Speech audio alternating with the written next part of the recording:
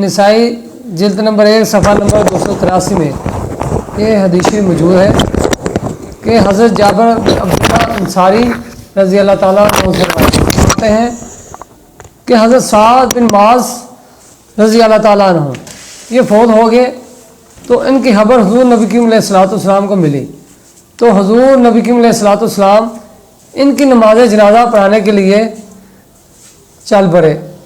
تو ہم بھی ساتھ چلے گئے۔ تو جب حضور نبی کریم علیہ الصلوۃ والسلام نے ان کی نماز جنازہ پڑھائی تو جب ان کو قبر میں اتارا اور قبر بند کر دی گئی تو نبی کریم علیہ الصلوۃ والسلام نے بلند آواز سے تسبیح پڑھی اور ہم نے بھی تسبیح پڑھی۔ حضور نبی کریم علیہ الصلوۃ والسلام نے تکبیر کہی تو ہم نے بھی تکبیر کہی، تو ہم نے عرض کی یا رسول اللہ صلی اللہ علیہ وآلہ وسلم یہ کیسا عمل مبارک ہے؟ تو نبی کریم علیہ الصلوۃ والسلام نے ارشاد فرمایا اس نیک بندے پر قبر تنگ ہو گئی تھی، حتیٰ کہ یہ جو تسبیحات اور تکبیر پڑھی اللہ تبارک تعالیٰ نے اس کی قبر کو